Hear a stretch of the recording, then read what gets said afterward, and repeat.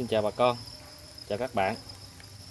Hôm nay nhân dịp 26 tháng 3, ngày thanh niên, chạy giống Long Phú chúng tôi quay video clip này, làm một cái chương trình khuyến mãi về cái ổ trứng dế để san sẻ với bà con và anh em thanh niên có nhu cầu mà mua trứng dế để phát triển nông nghiệp hay là nuôi dế để cho cái con vật nuôi gà, cút gì đó của mình ăn, hay là có dự định khởi nghiệp về nông nghiệp sạch. Thì hôm nay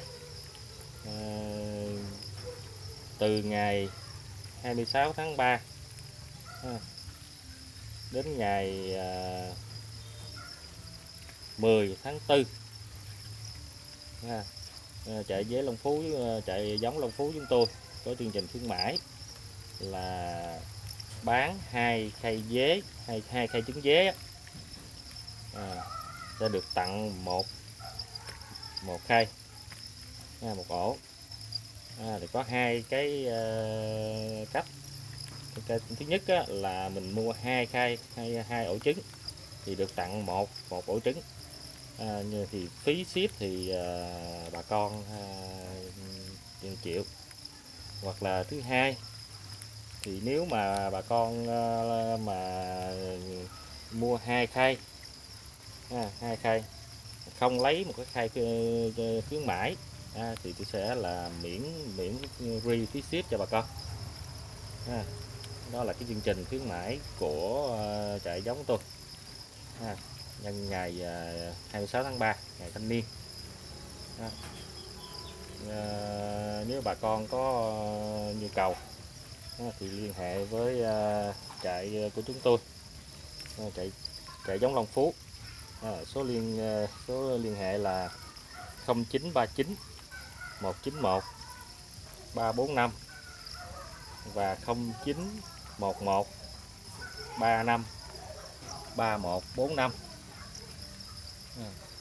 Rất mong quý bà con là chia sẻ cái video clip này cho nhiều bà con, anh chị em thanh niên có nhu cầu mà nuôi con dế để phát triển cái nông nghiệp sạch, nuôi để cho những con vật nuôi của mình ăn, thì liên hệ với chúng tôi. Đấy, bà con xem ha, cái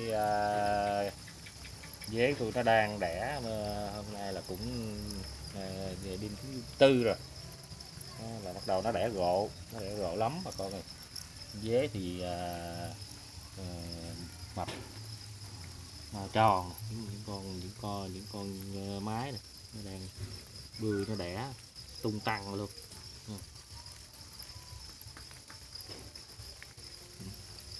Đó, thì cũng sẵn cái video clip này tôi cũng chia sẻ với bà con một chút ít về cái kinh nghiệm về cái thức ăn cho con dế lúc mà nó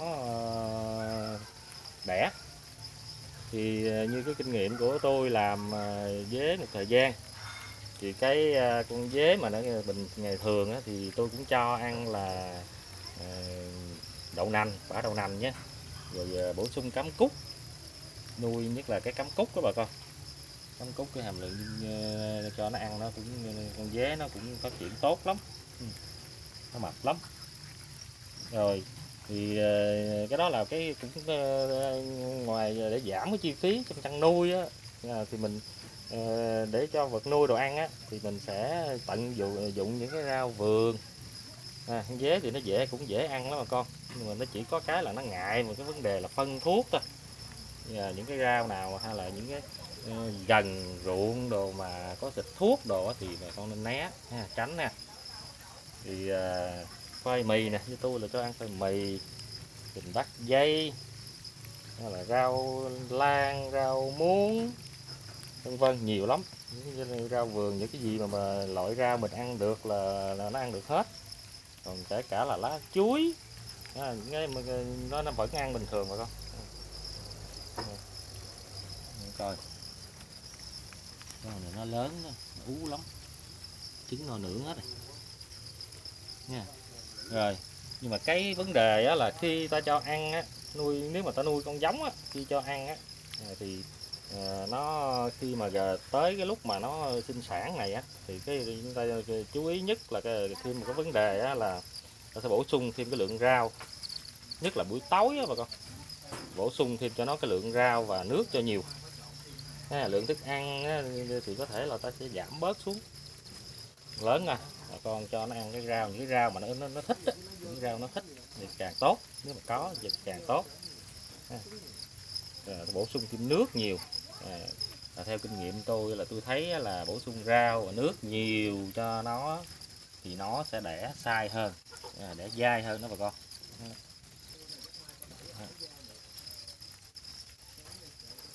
Trong cái vấn đề nuôi thì cũng đúc kết cái kinh nghiệm qua một cái thời gian. Thì tôi thấy tôi làm như thế đó thì nó rất hiệu quả, thì cũng có một số anh em trên những cái diễn đàn, những cái trang, những cái kênh mà về chăn nuôi thì cũng có chia sẻ. Thì đó là cũng một những cái nho nhỏ về cái kinh nghiệm trong cái lúc tôi làm ha, chia sẻ cho bà con. Rồi cũng tối cũng hơi mệt, nguyên một ngày làm cũng về cũng hơi mệt. Quay video clip này để chia sẻ cái con giống cái trứng dế ha, với bà con hay là em thanh niên, anh chị em mình có nhu cầu về là giống dế, trứng dế thì tôi xin nhắc lại ha. Từ 26 tháng 3 đến ngày 10 tháng 4 thì ở trại giống Long Phú tôi có chương trình khuyến mãi là có hai cách, là bà con mua 2 khay trứng sẽ được khuyến mãi 1 khay, thì bà con sẽ tự chịu cái phí ship. Còn cái thứ hai là bà con mua 2 khay trứng và nếu mà không lấy khuyến mãi, không lấy một cái khay trứng khuyến mãi thì chúng tôi sẽ là free ship cho bà con ha. Đó là cái chương trình của chúng tôi, nó kéo dài đến từ 26 tháng 3 đến 10 tháng 4. Rồi bà con và anh chị em ha, chia sẻ cái video clip này cho nhiều bà con, nếu mà có cái vấn đề muốn khởi nghiệp hay là muốn chăn nuôi với con dế để mà làm cái thức ăn cho cái vật nuôi của mình, thì liên hệ với tôi. Số điện thoại là 0939 191 345 và 0911 35 3145. Rồi chúc bà con buổi tối nha, bên gia đình thật là vui vẻ và ấm cúng. Xin kính chào và hẹn gặp lại bà con ở những cái video clip tiếp theo. Rồi, xin kính chào.